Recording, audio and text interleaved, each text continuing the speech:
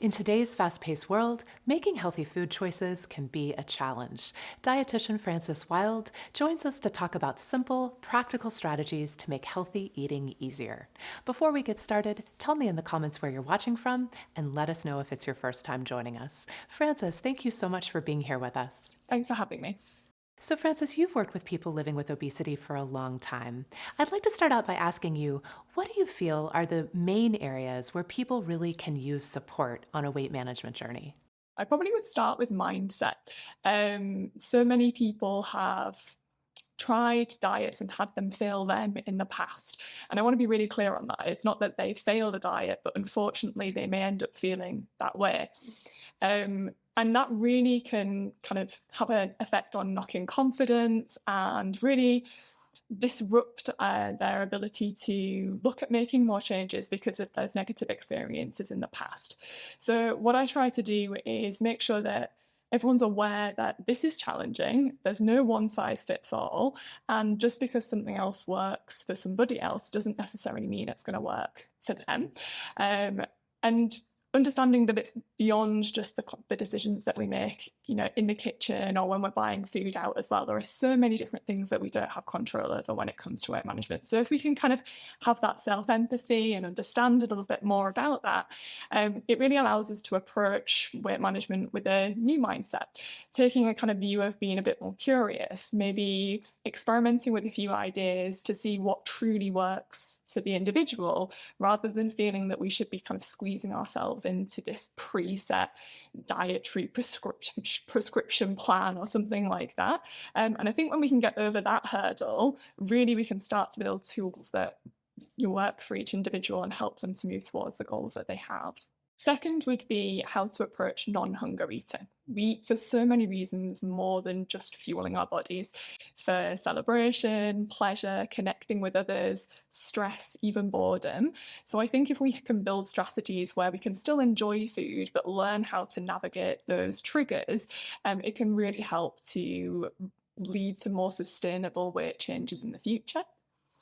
And then finally, it would be how to navigate the information that we're given to by others. There is no one size fits all, but people are so keen to give other people recommendations and advice.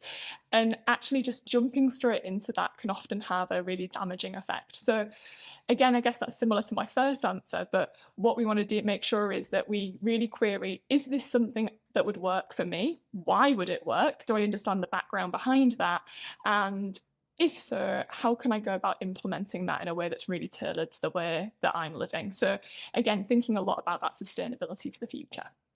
I feel like sustainability and feasibility is going to be a theme of our conversation.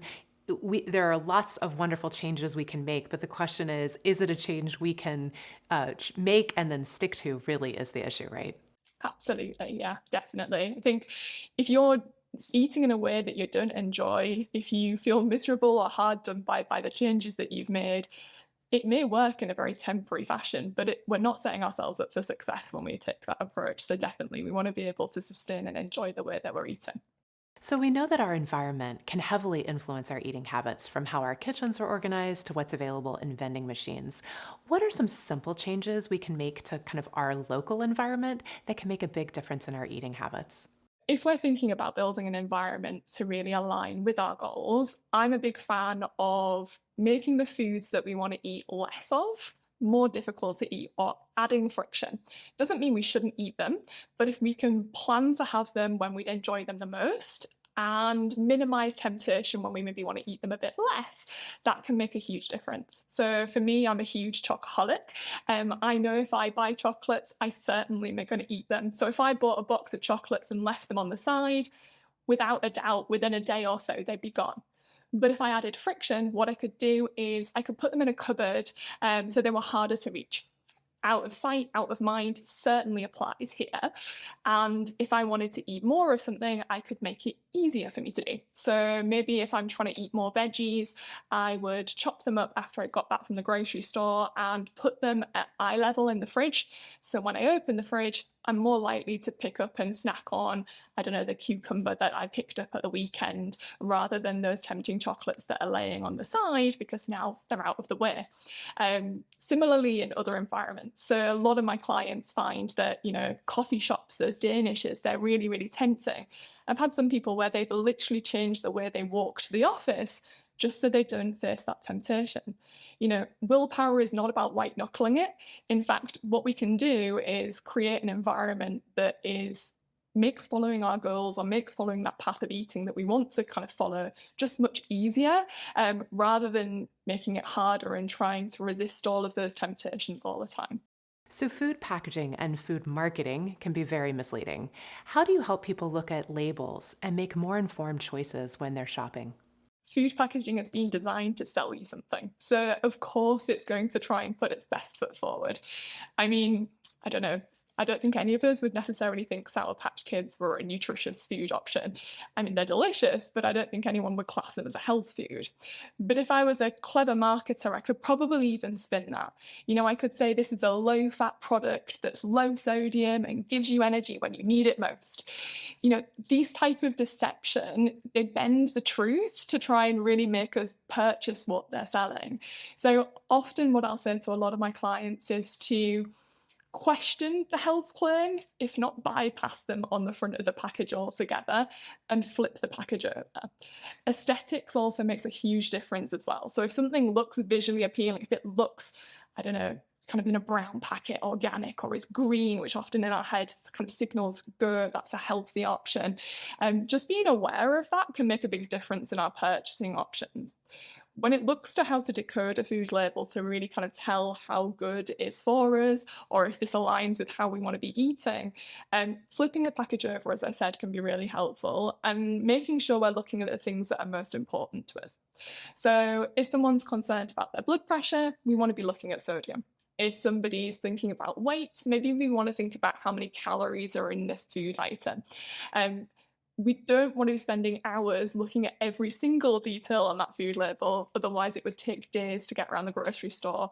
And then the other thing I often like to suggest, it doesn't apply universally, but often it's quite helpful, is the shorter the list of the ingredients, typically the less processed the food item might be. So if we're thinking more broad about general health, if something's got a list of 30 ingredients that we don't understand, we can pretty much guess that that's pretty heavily processed food and may have less health benefits than others. So many more questions for you, Frances, but we're going to pause here and do our trivia question. Folks, if you answer this question, you'll get our helpful guide to simple swaps that can make your meals a little bit healthier. To get that guide, all you have to do is answer our trivia question, which is, true or false, the national animal of Canada is the moose. Is that true or false? Is the moose the national animal of Canada? Put your best guess in the comments and you'll get that guide to simple, healthy swaps delivered to your Facebook Messenger inbox for free. And folks, if you can think of any friends or family members who might find the information that Frances is sharing helpful, please tag them in the comments so they can tune in too. Frances, let's talk about ultra-processed foods and what we know about how they affect our eating patterns and our health overall. Ultra-processed foods are a hot topic at the moment. And to be honest, we don't know enough and we're learning more all the time. In fact, as we speak, there are studies being conducted to better understand how these foods affect us. So what we do know, or perhaps it's better to explain even what an ultra-processed food is just a food that's been highly processed. It's far away from the original produce or product that came from the ground, I guess. So these foods, what they do is they can trick us. It really makes it difficult to self-regulate our appetite because they're often hyper palatable. I think about some of my favourite processed foods. Pringles would probably be a really good example here. I could easily devour a tube of Pringles and then have my dinner without really thinking about it. But if I were to have, that same 1,000 calories with a meal before my actual dinner, I'd probably feel a whole lot more full and maybe not be able to eat quite so much afterwards. So they really have this kind of trickery effect where they have this wonderful blend of fats, salts, sugars, crunch that sends our brain into overdrive and makes us want to eat more without us really feeling full. There's a really interesting study. It was small and it was done, I think, in 2019 by Kevin Hall about ultra processed foods that showed that, when people had two different types of diets, one that was either ultra processed or one that was minimally processed, and everything else was equal. So the macronutrients, the palatability, there was no external foods coming in because this was a closed study. For the group that were eating the ultra processed foods, on average, they needed to consume 500 calories more a day to feel satiated.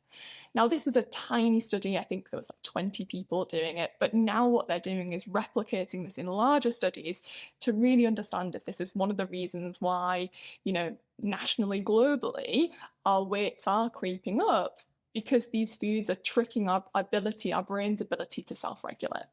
So, Frances, it's not just what we eat, but the eating habits that our culture encourages that can be challenging. What are some of the food habits that are just ingrained in our culture that you see really holding people back? It's a bit of a double-edged sword because how we enjoy food with friends and family can be incredibly important. It's a really great way to connect with others and share experiences.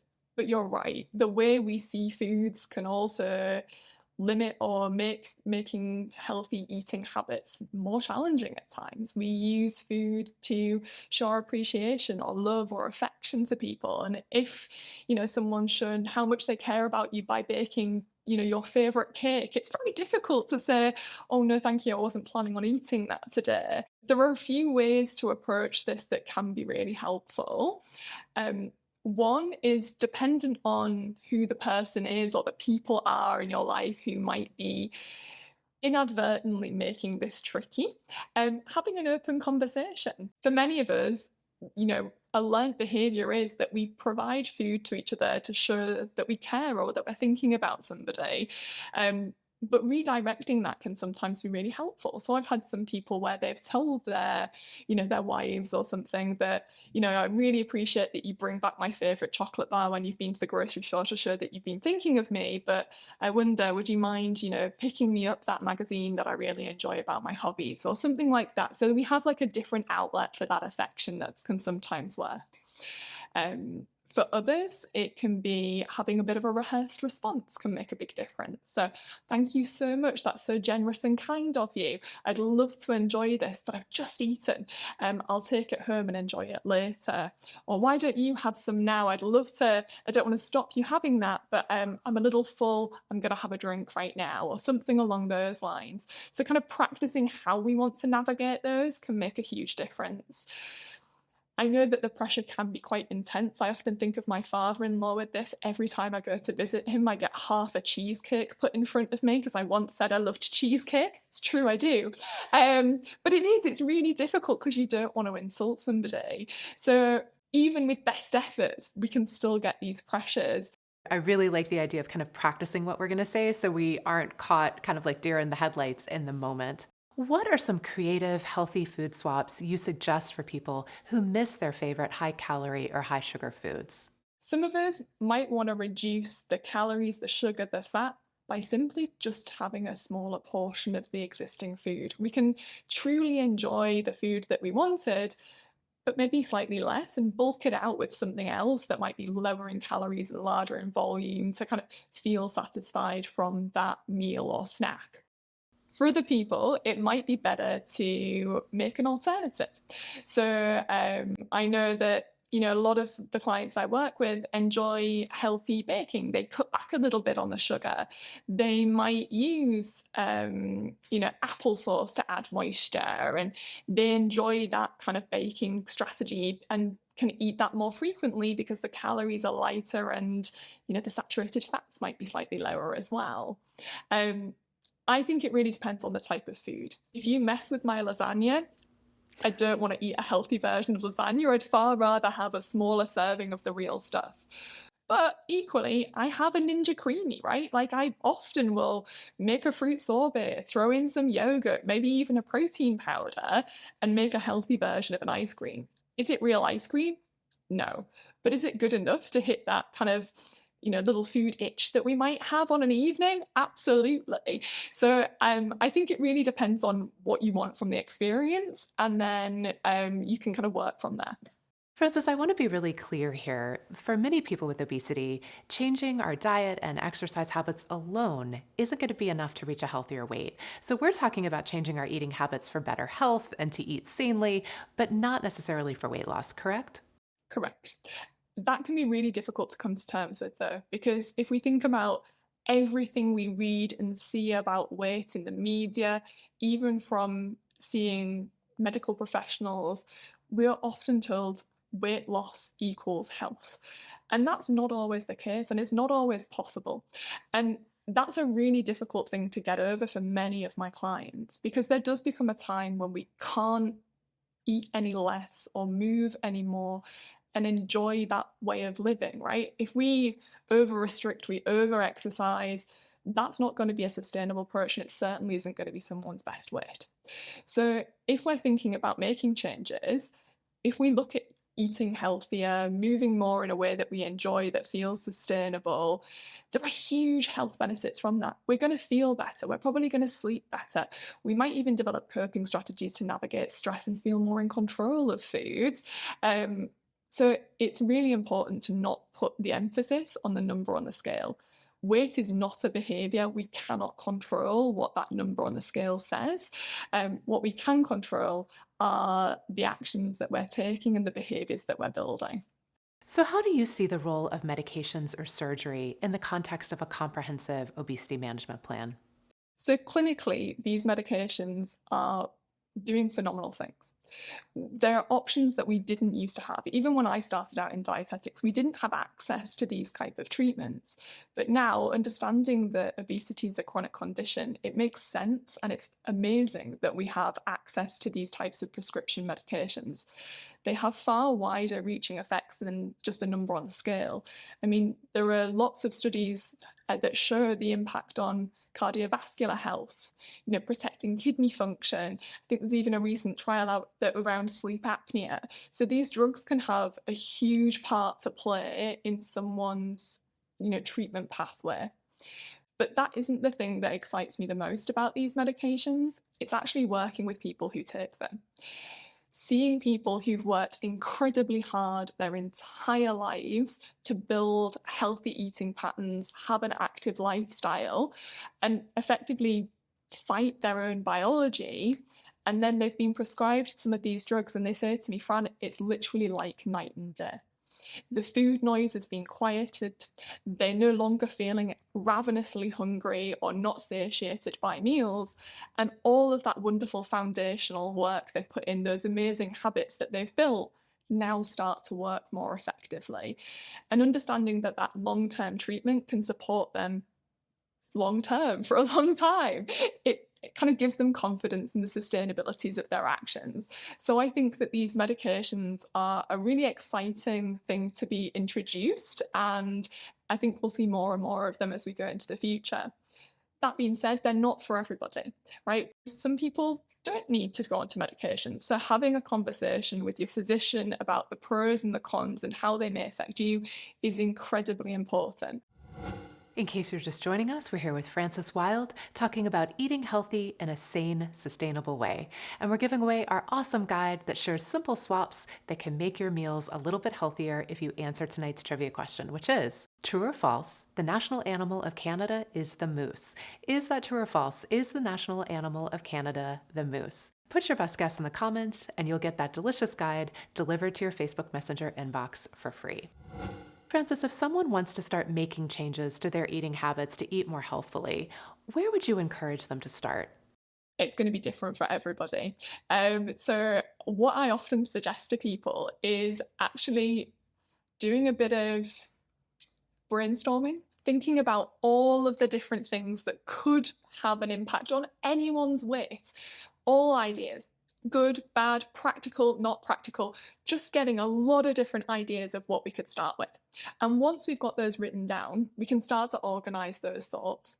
And what I tend to use as a category to organise those thoughts is to think about what's going to be most impactful and what's going to be what can I see myself most likely doing, right? Because there might be something that's hugely impactful, but I don't know, for me, there's no way I'm getting up at 4 a.m. and heading to the gym, right? So we want to make sure that it's something that we can see ourselves doing and we're setting ourselves up for sustainability and success. So usually when those two kind of criteria align, we may be able to find those small changes that will have a big impact that won't have a negative impact or won't be too challenging to do. We can start to build confidence in our changes. So if you're not somebody that particularly, enjoys chips, but you notice that there's that very easy habit to kind of nibble on them when they're available in the evening, that might be a great place to start. Could I have an alternative snack at this point in time? Because I'm not really going to miss out on those chips. I'm just having them because it's the environmental prompt. But if chips are my favorite food and I spend, a lot of time when I'm going grocery shopping, finding my favorite brand to enjoy, that would be a terrible first place to start. So what we really want to make sure is that we're looking at something that's going to be relatively easy, small, and will have an impact on the goals that we're trying to work towards. So, speaking of kind of that low hanging fruit, we know that eating while we're watching TV or in the car or on our phones, basically when we're distracted, is a challenge for lots of folks. Is this something that you encourage your patients to look at? Eating when we're distracted can have a huge impact on what we're eating. It limits our awareness of what we're putting into our bodies, and it limits our pleasure that we get from the food because we might not be truly enjoying all of the sensory benefits that we can get from that. So I often will talk to clients about how we can slow down and minimize distractions and prioritize making time to enjoy food throughout the day. If we've sat down and taken time to eat, it's more likely that we'll remember that we have eaten. We might gain more pleasure from that experience.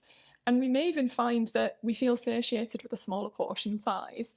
Whereas if we're doing that hand to mouth distracted eating whilst we're answering emails or we're watching our favourite TV show, it's very easy just to keep going until the natural end point is that that snack has ended rather than tuning into our hunger and fullness cues that we can do when we're less distracted. So definitely, if possible, we talk about sitting down, minimizing distractions, and enjoying the foods that we're eating.